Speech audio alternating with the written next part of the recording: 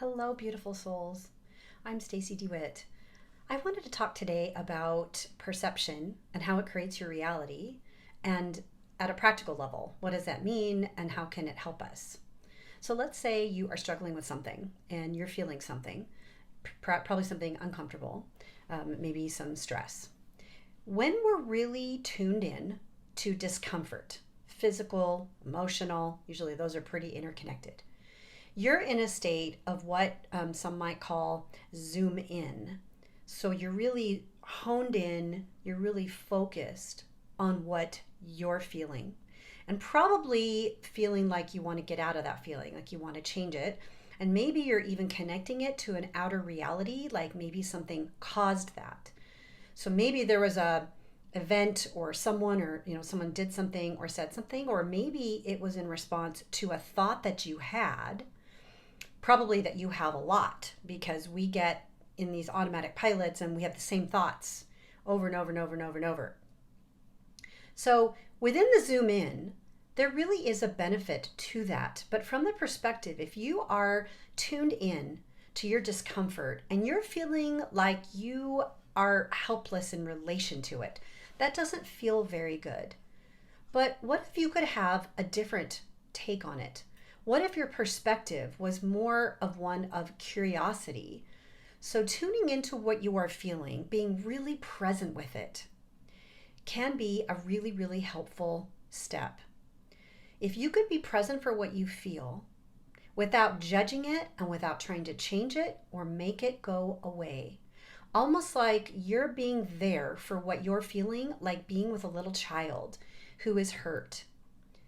And so, just see how that feels for you. So, on the flip side, sort of, is the concept of zoom out. So, sometimes if we're really highly over identified with what we're feeling, and again, feeling helpless and powerless and being controlled by it, the concept of zooming out, where you can take a step back, look at things from a bigger picture. Now, if we're completely feeling overridden and controlled by these sensations, zooming out's not going to be the first thing you're going to think of. So what's cool about when you hear new ideas or new ways to see things and interpret things, over time, you'll start, if you decide, oh wow, I think that's a good idea, you can set an intention and make that come into your life in reality. So I just wanted to say that really quick, because noticing where you're at and then what do you need in reference to where you're at. So with a zoom out, it can be really helpful to remember to go, all right, I'm really overwhelmed right now. Let me just take a step back. And sometimes I like to use a visual of imagining there's a bird flying overhead, and either I'll be the bird in my visualization or I'm riding on the bird. I love eagles, so a bald eagle in particular. So I'll see myself like riding on the back of a bald eagle, and I'm looking down at myself. I don't literally feel it like an out of body experience. It's just more like a different angle and certainly a different perspective. When I do that, I'm no longer this human who is completely helpless to her own experience. It's more, wow, she's really feeling some intense things. And putting it in perspective, kind of like, those teachings or sayings like, 6 months from now, how big of a deal will this really be? Because a lot of times we kind of catastrophize things and amplify things. But I also don't believe in just minimizing, like saying, going right to, this is no big deal.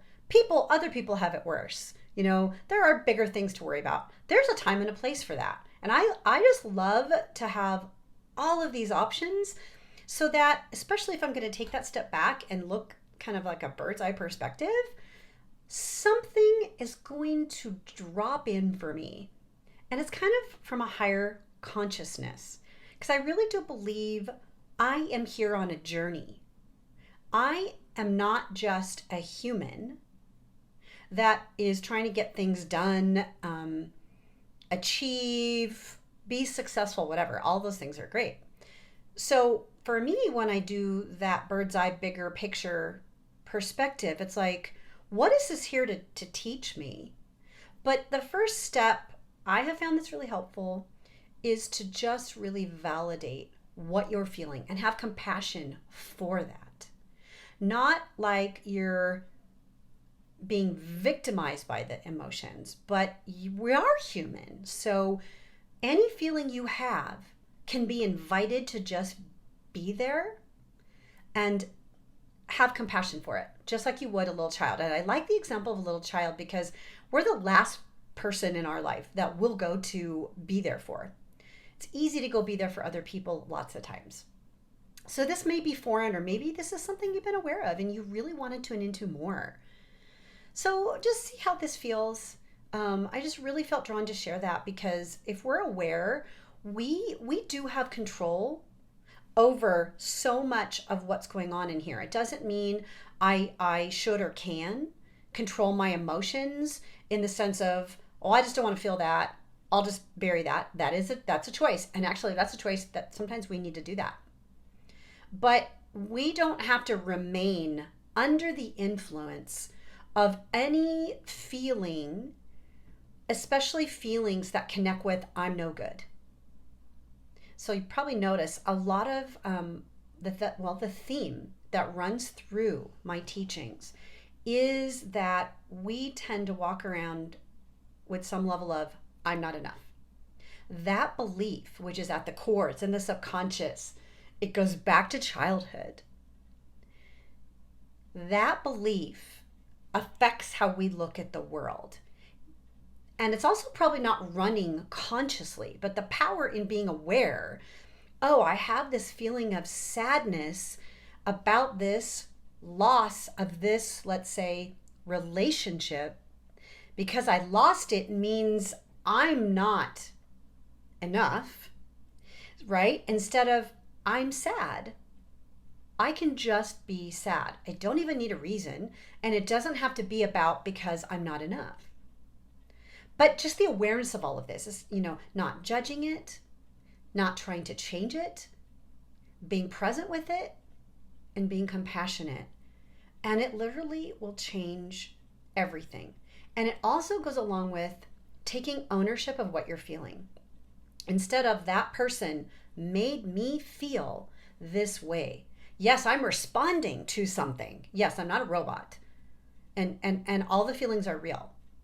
But if I can just be present with my emotions and not have any blame for where it came from, then I won't find myself like in any kind of place of being like victimized, just meaning it's happening to me. It's not happening to me. I can now see it's happening for me, and asking, what is this about? What is this here to teach me? How is this here to help me? Look at those questions. And I invite you, when you're being present and you're just validating what's there with compassion, using one of those questions, it will literally change where you are at, how you're experiencing yourself being in the world in that moment. So I just invite you from a place of curiosity, if you're feeling drawn, to check out any of these ideas. And I really do hope you're having a lovely day, and I'll see you in the next video. Feel free to like and subscribe and share these videos with anyone you think who might benefit. I really put these videos out for no other reason than I feel called to. They relate to what I am experiencing or having experienced in my life.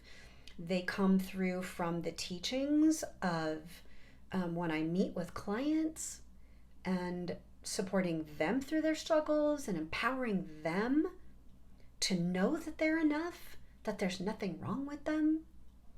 And I think we all need more of this in our life. See you in the next video. Bye-bye.